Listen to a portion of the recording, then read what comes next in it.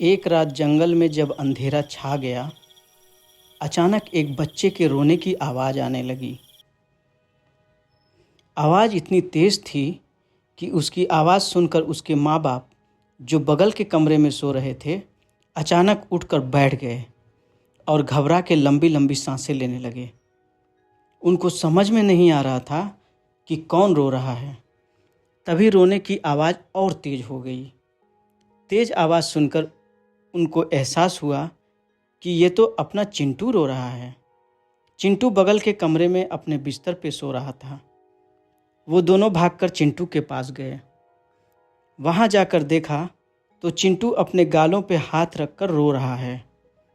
पापा ने चिंटू से पूछा, क्या हुआ बेटा? चिंटू ने कहा, मेरे दांतों में दर्द है पापा। पापा ने पूछा, ये कब से हुआ? चिंटू उन्हें पूरी कहानी बताने लगा। पापा, आजकल मेरे साथ बहुत अजीब हो रहा है। मैं खाता हूँ तो खाने में स्वाद ही नहीं मिलता। मैं बोलता हूँ तो मेरे दोस्त मुझसे मुंह चुरा के दूर भागते हैं। ऐसा लगता है कि मुझसे लोग नफ़रत करने लगे हैं। और आज अचानक दांत में बहुत ज़्यादा दर्द है। दर्द इतना है कि मुझसे सहा नहीं जा रहा।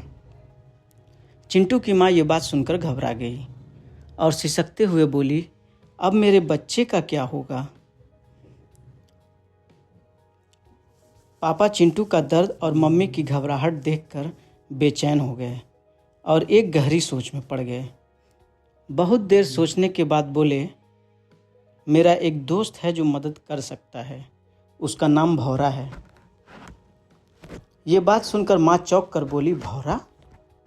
पापा ने कहा, हाँ, वो हमारे शहर का सबसे होनहार बंदा है। वो जादू भी जानता है। पर एक बहुत बड़ी समस्या है।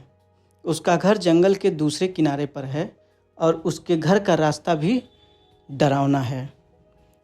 और इतनी रात उसके पास पहुंचना खतरों से कम नहीं है।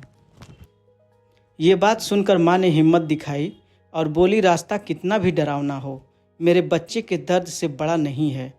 हमें भौरे के पास जाना ही होगा। अब चिंटू के पापा उसको जल्दी भौरे के पास ले जाने के लिए घर से निकल गए। रास्ता सुनसान था।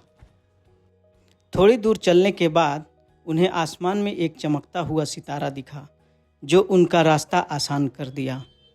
और कुछ ही देर में वो भौरे के पास पहुंच गए। जादुई भौरा बहुत ही चालाक और होनहार था। वो चिंटू को देखते ही समझ गया कि मामला क्या है और बिना एक पल सोचे बोल पड़ा, दांतासुर।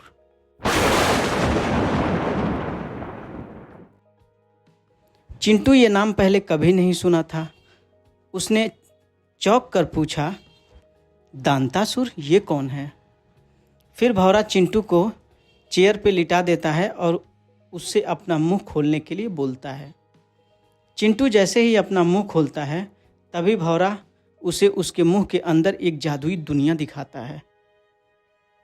भौरे ने चिंटू को बताया, दांतासुर ने तुम्हारे दांतों में अपना घर बना लिया है और उसकी गंदगी से कीड़े और बैक्टीरिया तुम्हारे मुंह में फैल गए हैं और वो सब आपस में लड़ाई कर रहे हैं, जिसकी वजह से तुम्हें दर्द हो रहा है।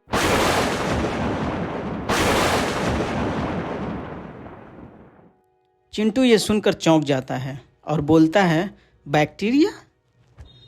भौरा बोलता है, हाँ, अगर ये बैक्टीरिया पेट में पहुंच गए तो उल्टी और दस्त भी हो सकते हैं और वो तमाम बीमारियों की वजह भी बन सकते हैं। ये सुनकर चिंटू रोने लगता है और बोलता है, अब मैं क्या करूं? भौरा ने कहा, डरो मत, दांतासुर को हराने का एक उपाय है मेरे पास। चिंटू भौरे की बात सुनकर खुश हो जाता है। फिर भौरे ने अपने जादू से एक जादुई छड़ी निकालता है और चिंटू को देते हुए बोलता है, ये ब्रश है। अगर तुम रोजाना सुबह और शाम ब्रश करते हो तो बैक्टीरिया और दांतासुर भाग जाएंगे।